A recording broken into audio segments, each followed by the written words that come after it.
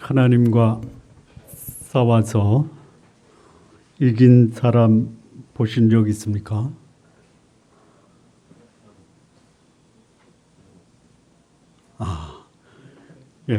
여러분 다 야곱 되시기 바랍니다.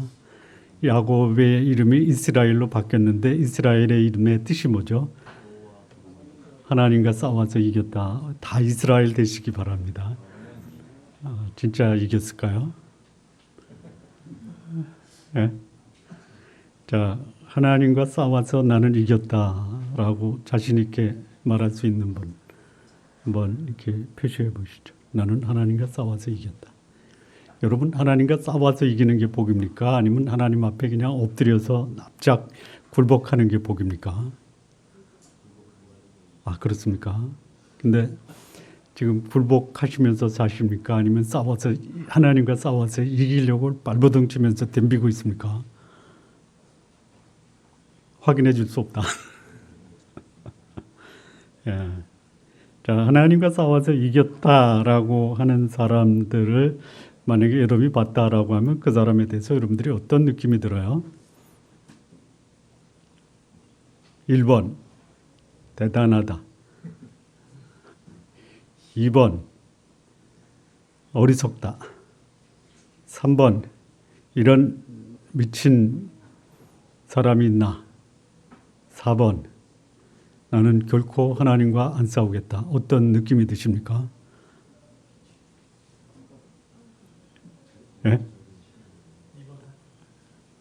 일부 예배 때 질문을 드렸더니 어느 분이 그런 미친놈이 있습니까? 여러분, 하나님과 싸우는 것은 사고의 정상화를 포기하는 것과 똑같다. 하나님은 결코 싸움의 대상이 될 수가 없습니다. 하나님은 싸움의 대상이 아니라 무엇의 대상입니까? 찬양과 경배의 대상이십니다. 하나님은 어떤 인간으로부터 무시당하거나 조롱당할 수가 없어요. 사람은 하나님을 무시하고 조롱한다 하더라도 하나님이 사람이 자신을 무시하고 조롱하는 것을 그대로 받아들이고 조롱당하실 수 없는 분이십니다. 근데 하나님 안 믿는 사람들의 삶의 일상은 뭡니까? 하나님 안 믿는 사람들의 삶의 일상은 뭐예요? 하나님을 무시하고 조롱하면서 살죠. 이게 하나님 안 믿는 사람들의 얘기입니까? 하나님 믿는 사람도 거의 삶의 7, 80%는 하나님을 무시하고 조롱하면서 살고 20%만 하나님을 섬기고 인정하고 고백하면서 사는 삶은 아닙니까? 자, 우리 가슴에 손을 얹고 하나님, 저도 가끔 당신을 조롱하고 무시하면서 살았던 것을 이 시간 주 앞에 고백합니다. 속으로 하십시오. 나는 절대로 그런 일이 없습니다 라고 말하는 것이 지금 하나님을 조롱하고 모독하는 것이 될 수도 있어요. 자, 하나님을 조롱한다라는 게 뭐예요? 첫째, 여기 블레셋 사람들이 했던 뭐냐면 하나님의 법궤와 우상을 같은 자리에 놓은 거예요. 이거 하나님 조롱하고 모독하는 거죠. 자, 나는 결코 우상과 하나님의 그 위상을 같이 놓은 적이 없다. 또 결코 그러지 않을 것이다.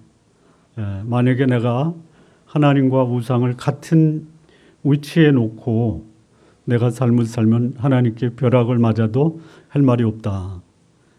그렇게 다짐하십시오. 못하겠습니다. 하지 마십시오. 그래도 진짜 벼락 맞을 수 있으니까 하지 마십시오.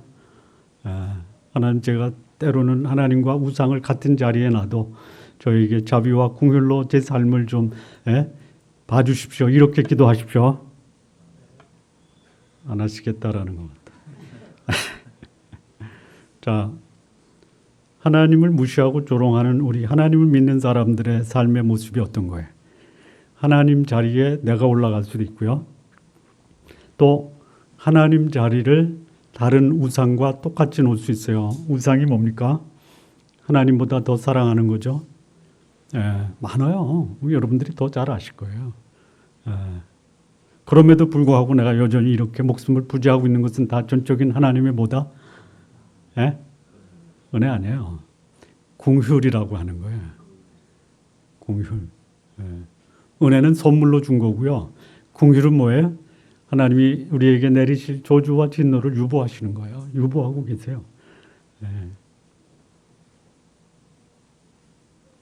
자, 하나님을 이겼다라고 하는 사람을 가리켜 우리는 뭐라고 하냐면 교만하다라고 하는 거예요. 교만하다.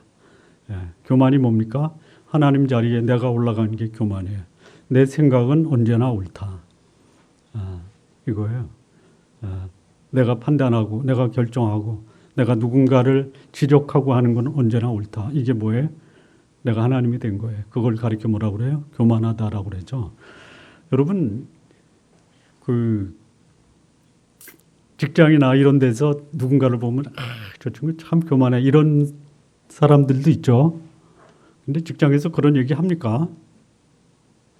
잘 안 하죠. 뭐 술자리에서는 할 수도 있어도.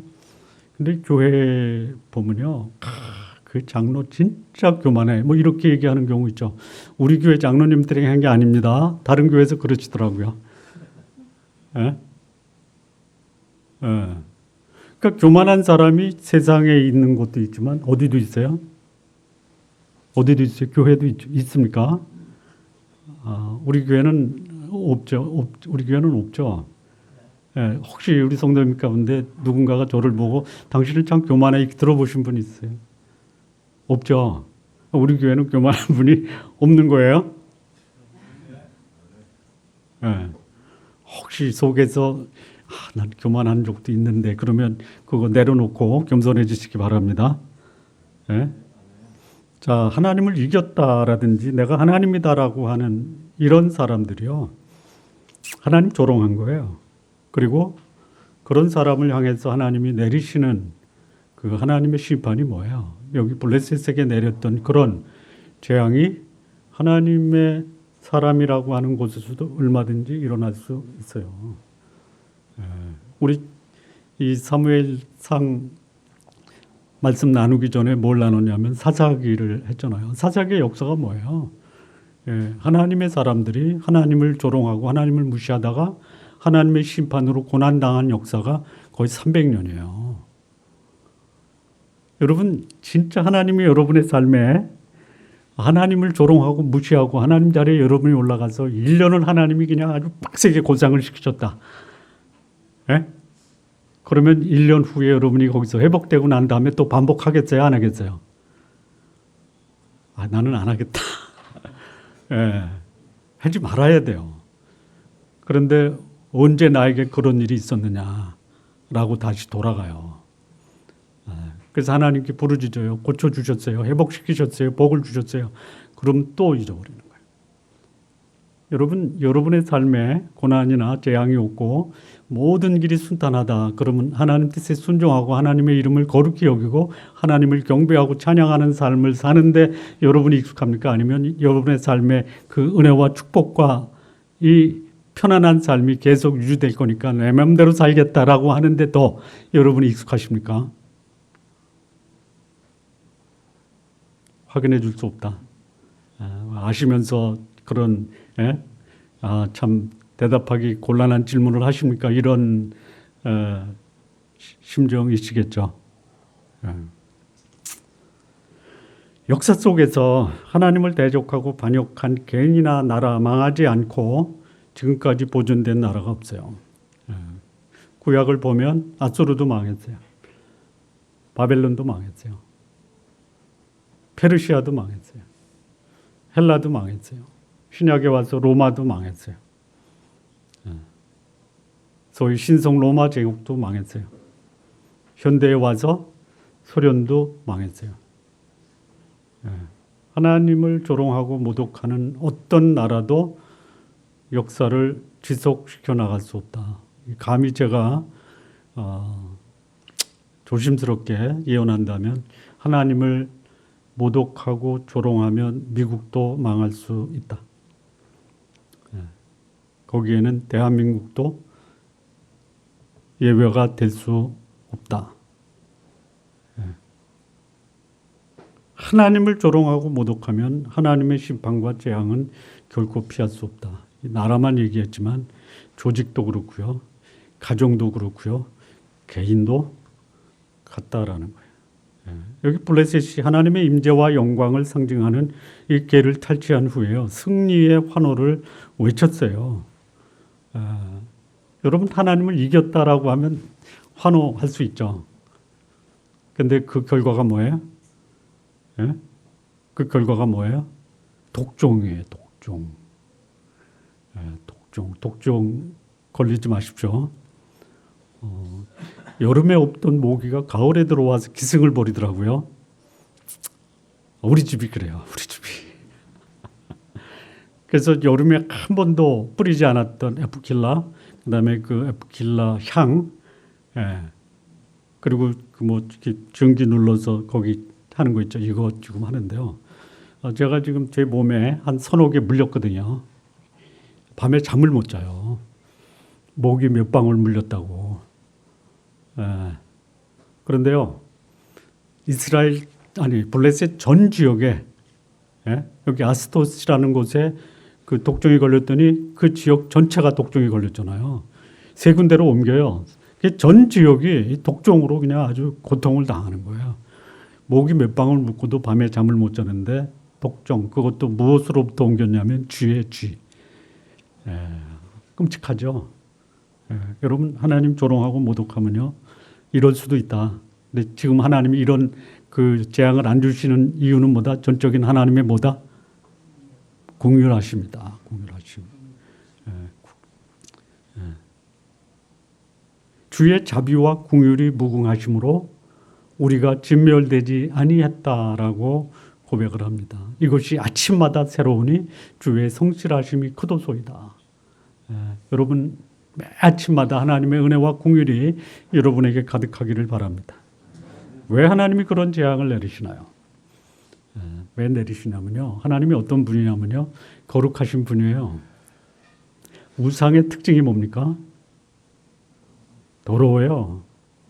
거룩하신 하나님을 더러운 우상과 동일시하면은 하나님이 어떠시겠어요? 우리를 더럽게 만드십니다. 그게 뭐예요? 재앙이에요, 재앙.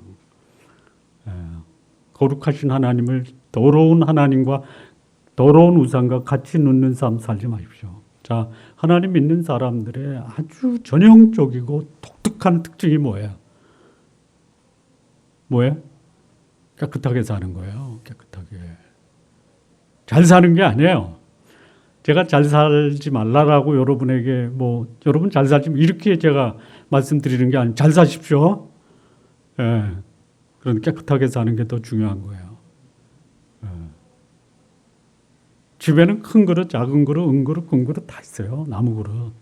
그런데 그 그릇이 아무리 크고 또 값이 나가도요. 더러우면 못 쓰는 거예요. 깨끗하게 사시기 바랍니다. 깨끗하게. 근데 하나님을 더러운 존재로 전락시켰어요.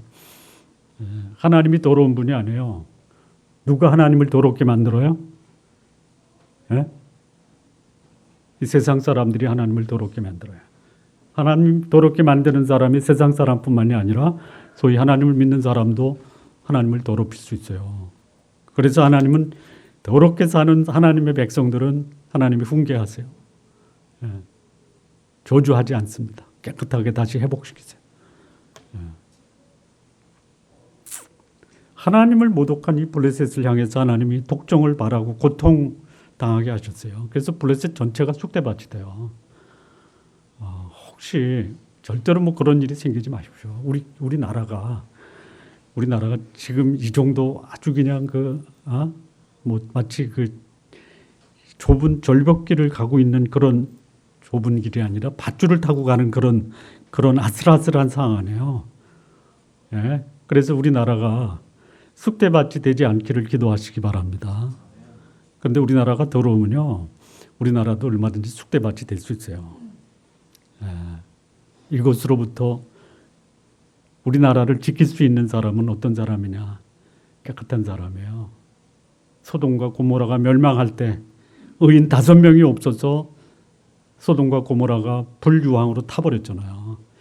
우리 성도님들 여기 지금 5명이 아니라 수십 명이 앉아 계세요. 여러분 이렇게 여러분 마음속에 가지고 이렇게 떠버리지 마십시오. 우리나라가 지금까지 이렇게 그래도 건재한 것은 나 때문이야라고 이렇게 속으로 생각하십시오. 예? 밖에 나가서 이렇게 그러면 이제 여러분 스스로 물어보세요. 어떻게 우리나라가 나 때문에 건재하냐? 그러면 여러분 스스로 이렇게 답하십시오. 내가 깨끗하게 살잖아. 거룩하게 살잖아. 하나님 앞에 의로운 삶을 살잖아. 그런 주인공이 되시기 바랍니다. 예. 그래서 이 블레셋 사람이 법궤를 돌려보내요. 그래서 재앙이 그쳤어요. 근데 여러분 법궤를 돌려보냈다라는 것이 이 재앙을 그치게 한 근본적인 치료책이냐?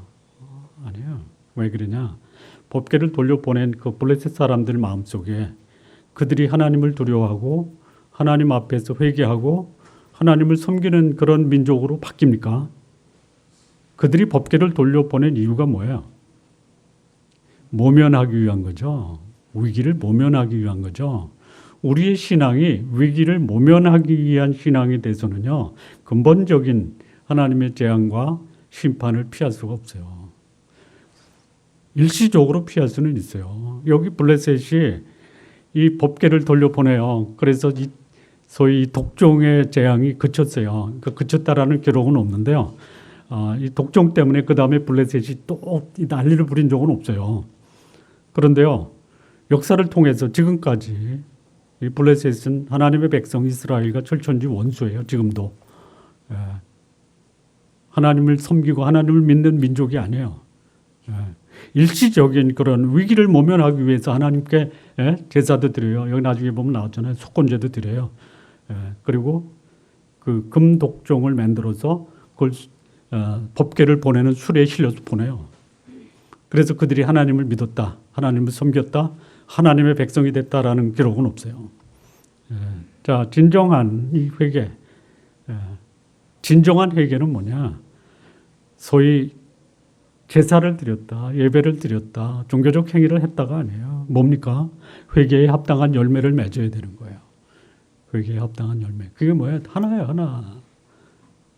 하나에다 하나 더 할게요. 하나는 뭐냐? 하나님 앞에 거룩한 삶을 사는 거고요. 두 번째는 뭐냐? 내가 귀한 만큼 사람도 귀한 거예요.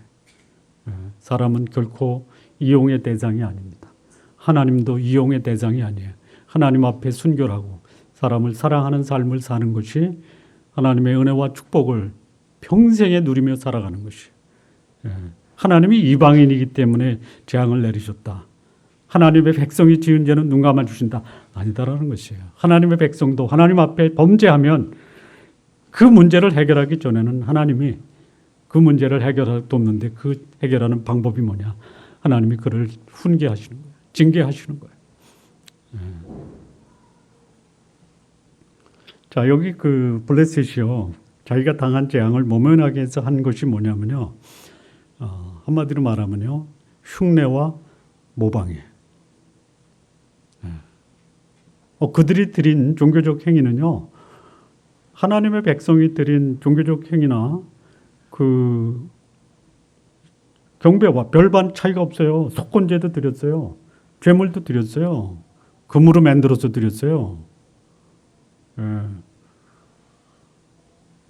여러분 가지고 있는 여러분의 그 물질 중에 금도 있고요, 은도 있고요, 구리도 있고요, 철도 있고요. 그래서 하나님께 난 드린다라고 했을 때 여러분 금, 은, 동, 철 네 가지 있을 때 여러분은 뭘로 하나님께 드리시겠어요? 예? 금으로 드리십시오. 예?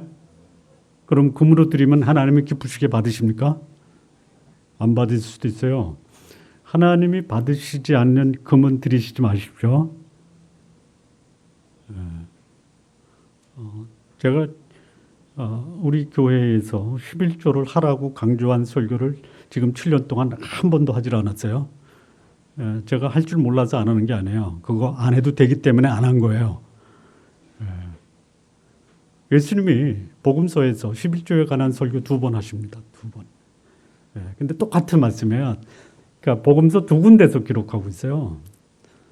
너희가 바리새인들에게 얘기하는 거예요. 너희가 박하와 해양과 근처의 11조는 들이되 율법이 말하는 바 의와 인과 신은 저버렸도다. 이것도 행하고 저것도 버리지 말지니라. 네. 하십시오. 기양에 금, 은, 동, 철 있을 때 금으로 11조 드리십시오. 기양에 드릴 바에. 근데 금 드리고 거기 이제 그 말씀 앞에 뭐 화 있을진저 이렇게 되세요. 화 있을진저.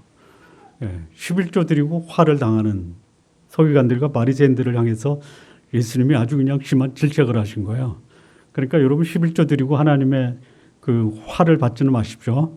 차라리 안 드리고 받지 마십시오. 드리고 받지 마시고 드리고 받으시지 말고 예? 안 드리고 안 받으십시오. 무슨 말씀인지 잘 이해를 못 하시는 것 같은데 11조 드리고 하나님의 벌 받지 말라라는 거예요. 위로가 되십니까? 전혀 얼굴 표정을 박하와 해양과 근처에 11조 드려라. 근데 그거는 뭐냐면 버리지 말라 이거예요. 버리지 말라 이거예요. 그런데 의와 인과 신은 반드시 하라 이거예요. 자, 여러분 집에 장롱에 10년이 가도 입지 않는 옷 있죠? 10년이 가도 입지 않는 옷 있으시죠? 그거 왜 안 버려요? 왜 안 버려요? 아까워서. 입지도 않으면서. 입지도 않으면서 왜 안 버려요? 아까워서 그러는 거예요. 남 주기는 싫고 내가 입지 않니 때는 지나고 그거는 없어도 되죠. 그게 뭐예요? 박하와 해양과 근처의 11조예요. 그런데요. 의와 인과 신은 반드시 해야 돼요. 여러분 아시는 분은 아시겠지만 제가 금년 5월서부터 9월까지 우각이 요거 하나 있고 이 주일날 예배 강단에서 설교한 거 아시죠? 아마 우리 사람이 알면 당신 그걸 자랑이라고 설교 시간에 얘기하냐 그럴 거예요. 이거만 입는 거예요. 이거. 이게 제가 제일 좋아해서. 다른 게 없냐? 있어요. 안 입어서 그렇지. 다 줘도 돼요. 드리고 나서 벌 받지 마세요. 차라리 드리지 마세요. 자, 그러면 여기 블레셋 사람들이 드린 소위 속건제, 또 재물, 이게 뭐가 문제냐? 그거로부터 그걸 드림으로 재앙에서 벗어나긴 낫는데요. 근본적인 처방은 아니에요. 그렇다면 근본적인 하나님의 임재와 영광을 모독한 이런 죄로부터 근본적으로 벗어나 하나님의 은혜와 복 가운데 거할 수 있는 비결이 뭐냐? 본문에서 몇 가지 좀 보겠습니다. 첫 번째, 3절에서 5절을 보면요. 여기 그 블레셋 사람들이요. 속건제 드려요. 속건제. 여기 3절에요. 하나님의 신의 계를 보내려거든 거저 보내지 말고 그들에게 속건제를 드리라. 그러면 병도 낫고 그의 손을 너희에게서 옮기지 아니하는 일도 알리라. 그 다음에 이제 속건제를 드리는데 그것만 드리지 말고 예물도 드려라. 그게 뭐냐? 금 독종 5과 금지 5마리 이거 드려라 이거예요. 그래서 그걸 가지고 여기 6절에 보면 독종의 형상과 땅을 해롭게 하는 뒤의 형상을 만들어 이스라엘 신께 영광을 돌리라. 그랬어요. 문제 있어요? 이 블레셋 사람이 한 거예요. 이거 어떻게 했냐면요. 그냥 블레셋의 방백 최고 통치자가 우리 이 하나님께 제사도 드리고 예물도 드려야 돼. 그래서 그 왕의 판단으로 한 게 아니에요. 블레셋의 전 지역에 있는 제사장들, 종교 지도자들 모아요. 그리고 복술가 또는 점성가예요. 점술가예요. 점쟁이들 다 모아요. 용한 사람들을 다 모아요. 저는 용한 한의원은 봐도 용한 점쟁이는 못 봤어요. 우리 교회 용한 한의원이 있습니다. 침 몇 대가 딱 났더니 여기 그냥 아픈 게 그냥 났더라고요. 용한 거 아니에요? 이런 얘기는 예배 시간에 하면 안 되는데.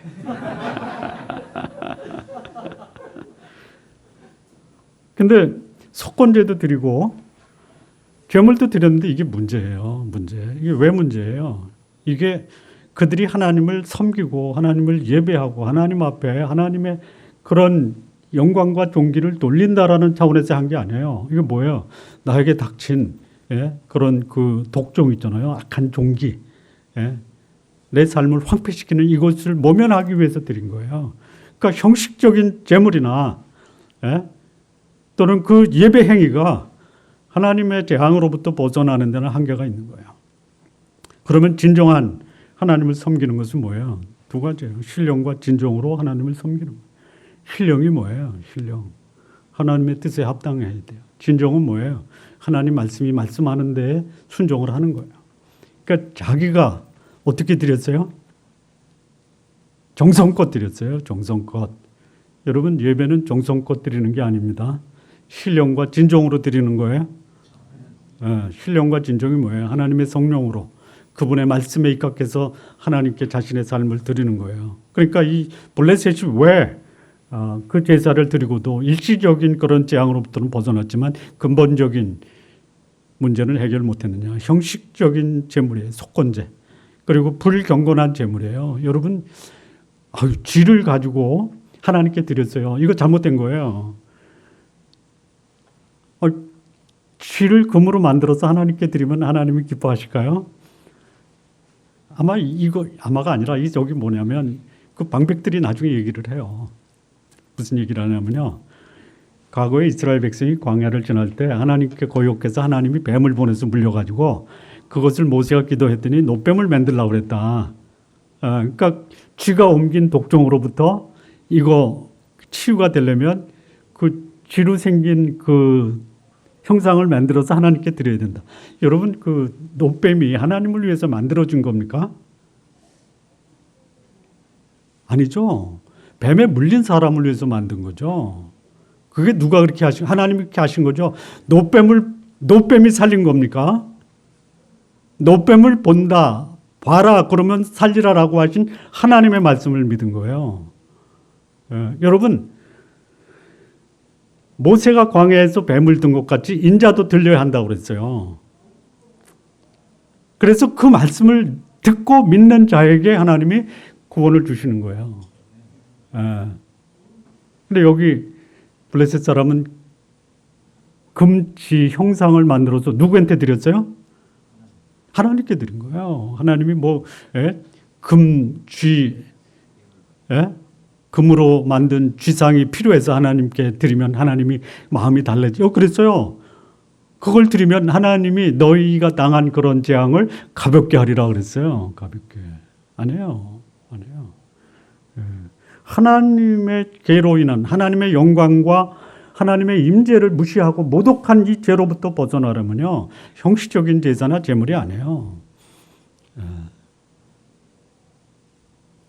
오히려 이 형식적인 속건제, 불경건한 제물, 이거는 불신앙자들이 하는 전형적인 종교 행위에 불과하다라는 거예요.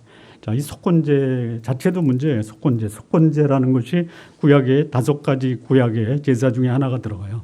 제일 중요한 제사가 속죄제예요. 그다음에 속건제예요. 그다음에 소제, 화제, 여러 가지 제가 있어요. 하목제 이런 게 있어요. 자, 그런데 이 속건제는 뭐냐면요, 이거에 그 이스라엘 백성들 간에 문제가 생기잖아요. 누굴 때렸다, 훔쳤다, 또는 뭐가 있죠? 거짓말했다. 그러면 이 배상해야 돼요. 이 배상하는 그 제사의 의미가 속건제예요. 그리고 그 배상을 하고 난 다음에 하나님께 드리는 제사가 속건제예요. 속죄제는 뭐예요? 하나님 앞에 범죄한 거예요. 그 하나님 앞에 범죄한 것을 해결하기 위해서 드리는 제사가 속죄제예요. 그러니까 달라요. 지금 블레셋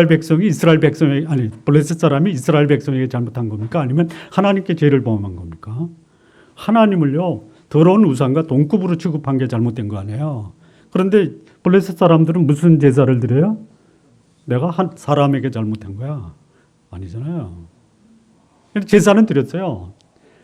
이렇게 생각할 수 있어요. 여러분 하나님의 사람도요. 내가 예배만 참석하면 되는 거 아니야. 예배만. 여러분 예배만 참석해 주지 마십시오. 예배에 참석하신 여러분 진심으로 환영하고 축복하고 사랑합니다. 그런데요, 예배 드리고 내 마음속에 내가 예배 드렸잖아, 이런 마음으로 예배는 드리지 마십시오. 어떻게 드리셔야 돼요? 신령과 진정으로 드리셔야 돼요. 그래야지 하나님의 영광과 하나님의 임재를 모독한 그런, 이게 뭐 신앙이든 불신앙이 똑같아요. 불신앙인이 하나님 앞에 돌아와서 하나님의 은혜를 받는, 공일하심을 받는 비결은 뭐냐? 그들도 하나님 앞에 신령과 진정으로 예배 드려야 되고요. 하나님 믿는 사람도 마찬가지예요.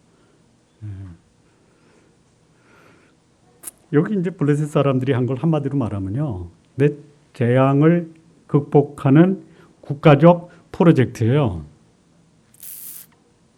프로젝트를 수행하는 것이 국가적 재앙을 해결할 것이다라고 국가의 지도자들을 다 모아서 의사결정을 한 거예요. 잘했어요. 흉내는 내고 모방은 잘했어요. 그래서 그 앞서 말씀드린 것처럼 이 복종이 사라졌어요. 그리고 나서 블레셋은 그걸로 끝이에요. 다시 말하면 하나님 앞에 그들의 삶을 내려놓고 신령과 진정으로 하나님께 돌아왔다라는 기록이 없어요.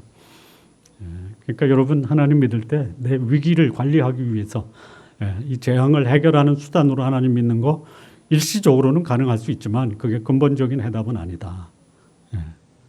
기억하시기 바랍니다. 두 번째는 뭐냐면요, 6절에서 8절이에요. 자, 이거는 이제 그 6절을 보니요, 애굽인과 바로가 그들의 마음을 완악하게 한 것 같이 어찌하여 너희가 너희 마음을 완악하게 하겠느냐. 그가 그들 중에서 재앙을 내린 후에 그들의 백성을 가게 함으로 백성이 떠나지 아니하였느냐. 이게 뭐냐면 과거 하나님이 이스라엘 백성을 애굽에서 구원할 때 10가지 재앙을 내렸잖아요. 10가지 재앙의 마지막 재앙이 그 장자를 하나님이 데려가는 그런 심판 아니에요. 그리고 나서 이제 백성을 보냈잖아요. 근데 이제 그러겠죠. 그 블레셋의 제사장과 점술가, 복술가들이 국가 재난 대책회의를 했어요. 어떻게 할 거냐. 그래서 그 중에 한 사람이 이제 과거에 그 애굽에서 일어날 것을 우리가 알고 있지 않느냐. 우리 가정에 소위 그 뿌리가 되는 장자까지 죽고 난 다음에 이 문제 해결하려고 시도할 거냐. 그러기 전에 우리 해결하자. 애굽이 하나님의 심판과 재앙을 받은 것은 그들의 완악함이다. 우리는 완악하게 하지 말자.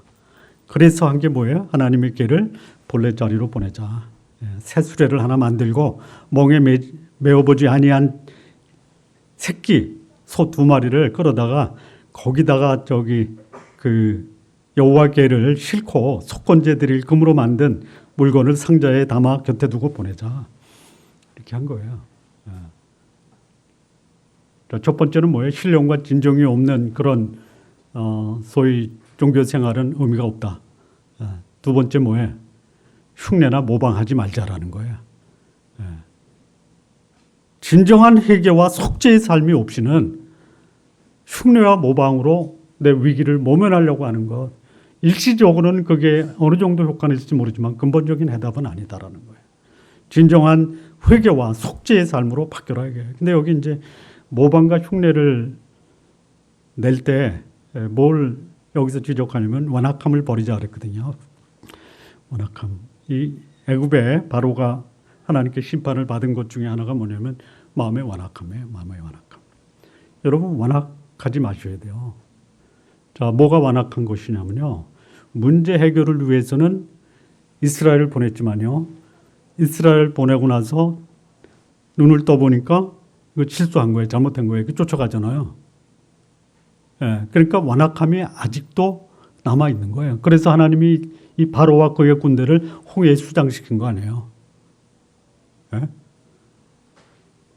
완악하지 말아야 돼요. 완악하다가 뭡니까?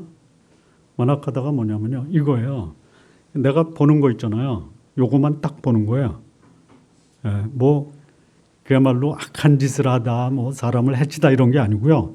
내 생각을 딱 고정시키고 그 범위를 못 벗어나는 게 완악한 거예요. 마음이 굳어진 거예요. 여러분, 마음 굳히지 마십시오. 내 생각이 오라. 이거 못 벗어나. 안 돼.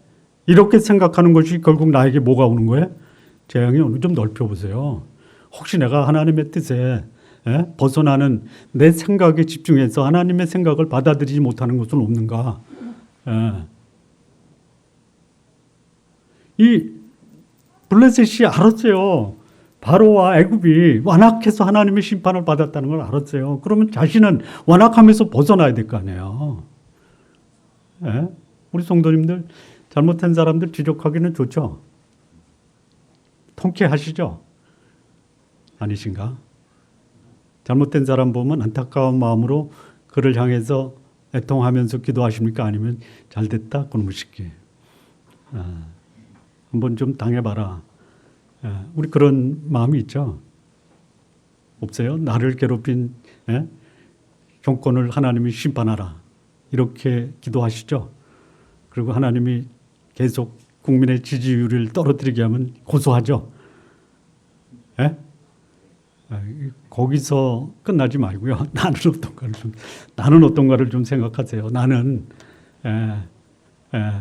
그들의 잘못된 것을 지적하면서 거기에 시선을 집시키고 통쾌함을 느끼는데 그런 동일한 그들의 모습이 내 속에 있다라는 것도 좀 생각 좀 해보십시오. 하시겠다라고 하신 분은 끄떡끄떡. 안 하시겠다라는 분은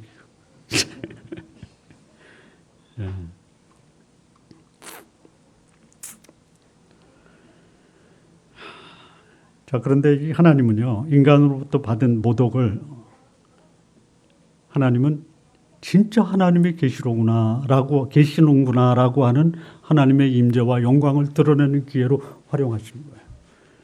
여러분, 이 바로가 10번의 재앙을 통해서 비로소 하나님의 영광을 인정했잖아요. 작은 문제를 하나님이 해결하셨을 때 여러분 감격하죠. 그 다음 더 큰 문제는 없었으면 좋겠습니다. 그런데 작은 문제 해결해서 이제 하나님께 영광을 돌렸어요. 그보다 조금 더 큰 문제가 생겨요. 그럼 어때요? 하나님 이제 그만하시죠. 근데 문제가 생겼어요. 그러면 과거에 작은 문제를 해결하신 하나님이 큰 문제는 해결 안 해주세요? 여쭤보잖아요. 해결하십니까? 안 하십니까? 해결해 주셨어요. 할렐루야 하잖아요. 이제는 그만. 그런데 나중에 보니까 세 번째는 더 커요. 그러면 어때요? 기분이 어떠세요? 하나님 저 가지고 장난치십니까? 제발 좀 그만 좀 하십시오. 그렇게 이제 원망과 불평이 쏟아져 나와요. 근데 하나님이 그걸 멈추지 않아요. 그래서 이거 안 되겠구나. 하나님께 다시 엎드려야 되겠구나. 고쳐주셨어요. 그런데 나중에 보니까 이건 그야말로 더 이상 내가 손을 쓸 수 없는 문제까지 생겼어요. 그럼 하나님 내가 손을 쓸 수 없는 문제 속에서 그 문제를 나를 방치하고 절망하고 인생 포기하게 하십니까? 아니면 그 문제도 해결해 주십니까? 자, 작은 문제를 해결할 때 하나님이 영광을 받으세요. 내가 해결할 수 없는, 감당할 수 없는 문제를 하나님이 해결하셨을 때 하나님이 나를 통해서 영광을 받으세요. 그 향해 하나님께 영광을 돌리면 왕창 크게 영광을 돌리십시오. 그러면요, 하나님 저에게도 제가 감당할 수 없는 문제 주십시오. 한번 감당해 보겠습니다. 그렇게 하지 말고요. 제가 감당할 수 없는 거 아시니까 당신이 직접 관여하셔서 이 문제 좀 해결해 주십시오. 이렇게 하는 게 하나님 영광 받으시는 거예요? 그러면 문제를 바라보는 관점이 달라요. 여러분, 문제가 아니에요. 문제를 바라보는 관점이 더 큰 문제예요. 그래서 내가 혹 어려운 문제를 겪고 있을 때 내가 믿는 하나님이 이 문제까지 해결해 줄 수 있다. 그러면 이 문제 말고 더 큰 문제 와라. 그렇게 기도하지 마십시오. 근데 진짜 오면 어떻게 하려고 그래. 그런데 큰 문제가 와도 하나님이 이 문제까지 해결해 줄 수 있는 전능하신 하나님이다. 그 하나님을 믿고 그 하나님께 하나님 되심을 돌려주시기 바랍니다. 자, 세 번째 마지막인데요. 하나님의 영광과 또 하나님의 임재를 모독한 그런 죄로부터 벗어나려면 어떻게 해야 되느냐. 9절이에요, 9절. 하나님이 이렇게 말씀하십니다. 9절에 보고 있다가 만일 걔가 그 본 지역길로 올라가서 베스메스로 가면 이 큰 재앙은 그가 우리에게 내린 것이요 그렇지 아니하면 우리를 친 것이 그의 손이 아니요 우연히 당한 것인 줄 알리라. 지금 블레셋이 국가 프로젝트 하는 거죠. 국가적인 재앙 아니에요. 전 국민이 독종에 걸려가지고 고통당하는 거예요. 그래서 뭐 제사장, 뭐 점술과 복술과 다 불러서 그 블레셋의 방백들이 대책회의를 해서 나온 그 결과가 뭐예요? 속건제 드리고 금독종과 또 금지를 만들어서 여호와께 보내자 이거 아니에요. 이게 뭐 그냥 누구 한 머리에 의해서 한번 해볼까요? 이게 아니에요.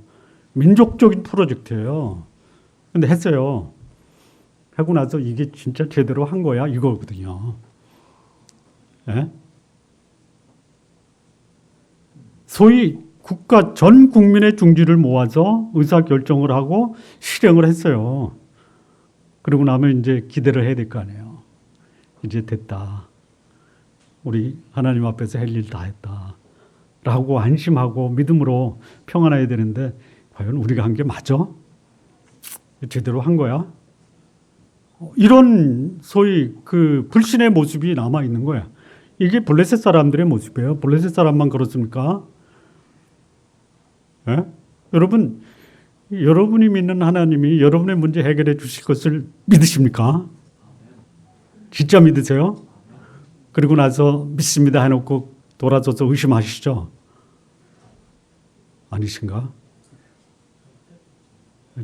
여러분 제 얘기를 하면요. 저 5살부터 교회 다니고요. 20살 때 가서 제가 예수님이 저의 구주이고 주님인 것을 제가 고백하고 받아들인 사람이에요. 여러분 15년 동안요. 저 주일학교 중등부 고등부까지요. 저는 교회에서 가장 그야말로 신앙이 독실한 학생이었어요. 모르셨어요? 성경 암송하면 1등 했어요. 고등학교 때는요, 기독교 장학금을 받았어요. 저를 아는 모든 사람들, 모르는 사람들은 모르지만 신앙생활은 김교리처럼 해야 돼 이렇게 했어요. 근데 제 마음속에 뭔지 알아요? 내가 과연 하나님의 자녀고 하나님이 나를 거두시면 천국 갈 수 있는가? 늘 그게 불안했어요. 불안했어요. 혹시 여러분 그런 분들 안 계세요? 있을 수 있어요. 뭐 제가 겪었기 때문에 그렇다는 게 아니라 이런 의심은 아주 건강한 의심이에요. 그런데 그 의심이요. 내가 20살에 예수님 영접하고 구원받았다는 걸 확신한 다음에 또 거의 10년 이상을요. 내가 진짜 구원받았나? 라는 의심이 불쑥불쑥 올라왔어요. 올라왔어요. 근데 지금은 제가 전혀 그런 것에 대한 의심이나 뭐 여기 없어요. 믿어주세요. 저희 아들 중에 하나가요. 누구라고는 얘기는 안 해요. 그러더라고요. 아빠가 하나님의 자녀인 것을 믿어 그러더라고요. 그래서 왜? 나도 믿고 싶은데 이게 진짜인지 아닌지 나 궁금해서 그래. 그래서 왜 그래?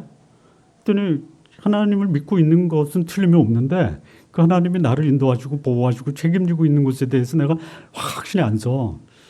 그렇구나. 나도 그랬어. 그럼 아빠는 어떻게 해결했어? 나도 여러 가지 방법, 하나님이 나한테 능력을 보여준다든지 아니면 무슨 놀라운 환상을 보여준다든지 아니면 불을 내리신다 이런 줄로 알았었거든. 근데 나중에 아빠가 네가 알다시피 아빠가 그동안 신앙생활의 전부가 성경 공부하고 성경 연구하는 게 전부 아니냐? 그렇죠. 그럼 아빠가 하나님을 어디서 만났고 어디서 확신했겠냐? 하나님 말씀에서 확신했다. 살리는 것은 영이니 육은 무익하니라. 내가 내게 이른 말이 영이요 생명이다. 너 요즘 성경 있냐? 그랬더니 요즘은 잘 안 읽고 나서만 네가 그렇게 의심하는 건 당연한 거지. 아빠하고 일주일에 한 번 성경 공부할래? 그랬더니 아침마다 보내준 것만 해도 벅차요. 벅차더라도 보내주는 것만 좀 하라. 그래서 요즘에 제가 요한복음을 또 보내줘요. 우리 어떤 아들은 아빠 왜 이렇게 성경 공부 그 문제가 심오하고 어렵고 이래. 그래서 제가 좀 쉽게 풀려고 그래요. 둘째는 그거 보고 내가 이렇게 공부는 많이 했는데 시간이 없어서 잘 못해. 뭐 그러더라고요. 말씀밖에 없어요. 어떻게 하나님이 내 삶에 역사하시고 내 인생을 인도하시냐를 알 수 있는 비결이 뭐예요? 말씀이에요. 근데 여기 이제 그 블레셋 사람들, 방백이나 제사장이나 복술가들이 그들이 하나님을 달래는 그 의사 결정을 했어요. 독종 제거 프로젝트를 수행했어요. 그래서 수행하고 완수했어요. 근데 뭐가 없어요? 뭐가 없어요? 과연 이게 하나님의 뜻인가? 이렇게 하고도 내가 우리의 민족적 재앙으로부터 이 문제를 해결할 수 있는가? 확신이 없었어요. 그래서 만약에 이렇게 하잖아요. 다른 길로 가면 우리가 한 거 잘못된 거다. 그리고 여기 또 뭐라고 그랬어요? 다른 길로 가면 우리가 당한 그런 독종의 그 재앙은 이거 재수 없는 거다, 재수 없는 거다. 재수로 돌리는 거야. 여기 뭐라 하지? 우연히 당한 것이다. 재수 없어서 당한 거지. 이게 하나님 때문에 당한 것이 아니다. 여러분이 당하는 그런 삶의 어떤 어려움이 재수입니까? 우연입니까? 다른 사람에 비해서 재수 없어서 당하는 거예요? 아니잖아요. 자기를 성찰하고 돌아봐야 돼요. 이게 불신자들뿐만이 아니고 소위 교회에 출석하면서 하나님을 예배한다라고 하는 사람들의 삶에서도 얼마든지 벌어지는 거 아니에요? 예? 정성껏 다 하고 나서 정성껏 다 했어요. 어느 분이 조금만 더 할게요. 어느 분이요. 새벽기도, 뭐 철야기도, 뭐 교회에 11조 제일 많이 해요. 그리고 그가 원하는 기도를 했어요. 근데 할 건 다 정성을 들여서 다 했어요. 그런데 자기가 기도하는 기도 제목이 응답이 안 되는 거예요. 그래서 실망하고 떠났어요. 떠나고 나서 어느 산 중턱에 거대한 부처님 상을 만들어 주셨어요. 수원에서 있었던 일이에요. 몰라요? 발탁산 밑에 그 하성 행궁 옆에 큰 부처상 있죠. 그게 그분이 하신 거예요. 정성껏 드리는 것이 우리가 하나님을 예배하는 모습이 아니에요. 어떻게 해야 돼요? 신령과 진정으로 하나님의 말씀에 근거해서. 제가 여기서 죽으라고 다른 소리 안 하고 하나님의 말씀을 여러분이 알게 듣게 이렇게 연구하고 풀어서 하는 이유가 뭐예요? 말씀 외에는 여러분을 살릴 수 있는 길이 없기 때문에 하는 거예요. 내 삶을 점검할 때 하나님의 말씀이 나에게 어떻게 말씀하시는가를 잘 적용해 주시기를 바랍니다. 마무리 짓겠습니다. 마무리. 자, 이 하나님의 법궤를 베스메스라고 하는 곳으로 보내면서 이제 블레셋 사람들은 자기의 재앙 프로젝트를 완수합니다. 그리고 재앙이 그쳤을 것이다라고 추정을 합니다. 그런데 그렇게 해서 하나님이 이제는 됐다라고 거두신 것보다 하나님이 긍휼과 자비를 보내주셔서 그 블레셋의 재앙을 그쳤다고 했다 이렇게 보는 게 낫습니다. 그러니까 블레셋을 향한 하나님의 역사가 그들의 모방적이고 자의적인 종교 행위 그리고 배상적 의미에서의 금독종을 보낸 것이 하나님을 기쁘게 했다라는 것이 아니에요. 진정한 회개와 속죄. 여러분 진정한 회개와 속죄를 했다라는 것은요. 동일한 행동을 반복하지 않은 데서 나오는 거예요. 진정한 회개가 없는 곳에서는 과거의 잘못한 행위를 반복하게 되는 거예요. 형식적이고 자의적인 그런 예배 행위 이것을 넘어서서 진정한 삶의 변화를 가져와야 되고요. 자기가 행한 행동에 대해서 근거 없는 의혹과 의심을 갖지 않고 하나님의 말씀에 의해서 내가 한 행동이 하나님의 말씀에 근거해서 한 행동이다라는 확신을 갖고 신앙생활 하시기를 바랍니다. 우리 존나무교회 성도 여러분, 할 수만 있다면 여러분의 삶에 고난이나 고통이 없기를 바랍니다. 목사로서 여러분들에게 진심으로 말씀드리는 거예요. 근데 혹 고통이 있다면 이 고통 속에서 나를 향한 하나님의 뜻이 있다. 그래서 큰 고통이라면 더 큰 하나님의 영광을 보여주기 위한 하나님의 섭리가 있다라는 것을 받아들이시기를 바랍니다. 그리고 여러분의 삶이 하나님이 받으실 만한 거룩하고 경건한 하나님의 사람으로서의 삶을 사시기를 진심으로 바랍니다. 기도하시겠습니다.